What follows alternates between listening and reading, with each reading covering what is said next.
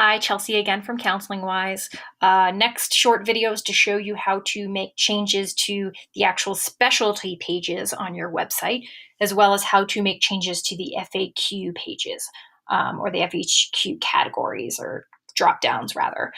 So where I showed you before was to go into posts. Now you're going to go into pages, all pages, and then you will receive a list of all of your pages titled by the title of the page. Another way to do this is if you go to Family Therapy and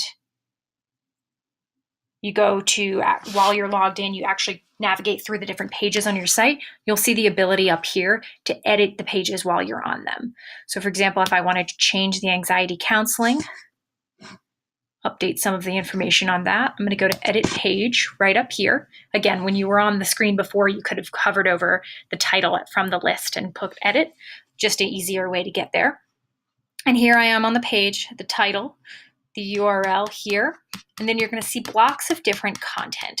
And most of the time, it's just going to be blocks of text content.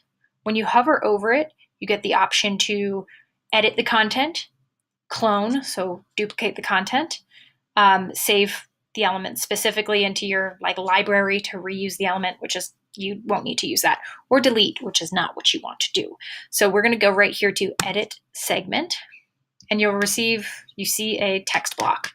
It's got the images in there, it's got your text, more images, titles all in H heading 2.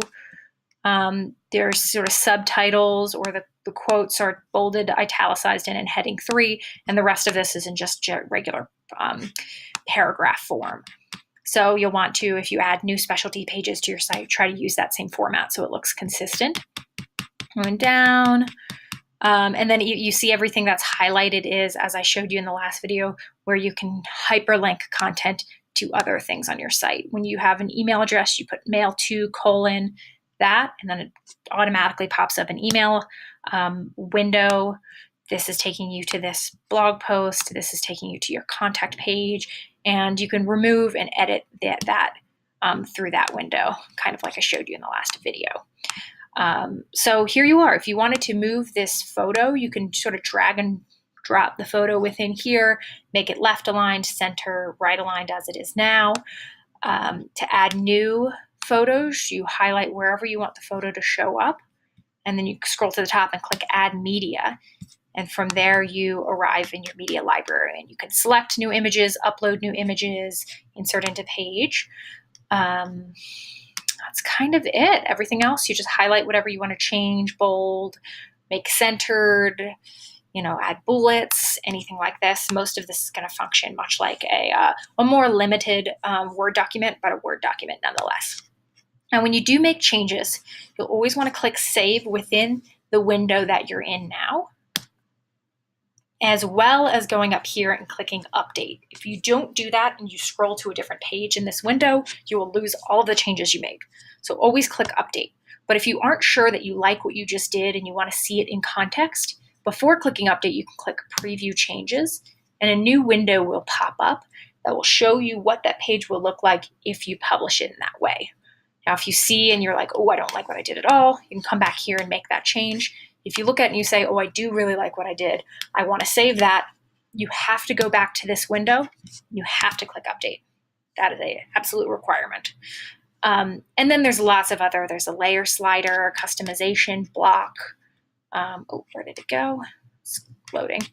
There's some other content box sliders. When it comes to this kind of stuff, let me know if you want individual tutorials on how to change these things, because it requires going into other areas here in customizing. This is the easiest way to just really customize that content.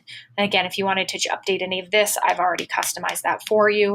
Go down to sidebars. You have anxiety counseling sidebar selected, but if for some reason you wanted the depression sidebar to come up on the anxiety page, this is where you do that. Again, any changes that you do make, you want to click Update at the end. And then you can click View Page, and you'll see your page, navigate to another one. I know, for example, About is one, or sorry, not About. Or yes, About was one that you wanted to change. You can go in here, Edit Page. Give that a moment to load. and then you'll see the text bar, box is right here with all the content. And then of course we've got like these widgets over here that have the photo of yourself and your credentials. You got an about, title, little buttons down here. So there are different elements that you can access. But for the most part, this is the easiest way to kind of go in and edit basic content. And then there you are. So the next thing and final thing is updating FAQ pages. So let me go to your FAQ page. Here you are. So you've got an image, and then you have 3 FAQ drop downs with images and content written. If you wanted to edit the content existing, go to Edit Page.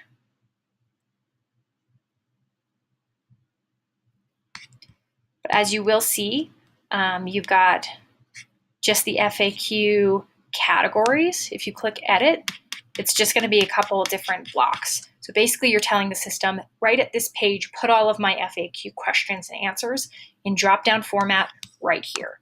So you can't actually edit that content from the back of this specific page in the way you were able to on the other pages. What you have to do is go over to FAQ here, FAQ. And once that loads, you'll see all of your FAQ questions. And if you go into Edit, you'll see this is the title, and then this is the content. So like a regular text block, that's where you can edit content, click Update. And much the same as if you were creating a new page or a new blog post, once you're under FAQs, you can click Add New, and you'll be able to put a new title in, put the body of the content in.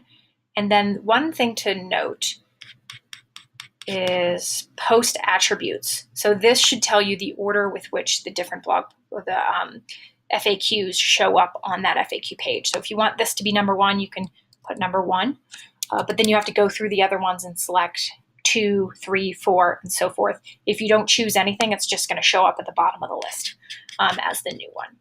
And then of course push publish, and then check your FAQ page, and it should pop up from there. So all pretty basic when it actually gets to finding the page on the back of the site. But if you need more further detail about any of these things, just give me a shout. I'm happy to put another video like this together if it's helpful to you. Thank you.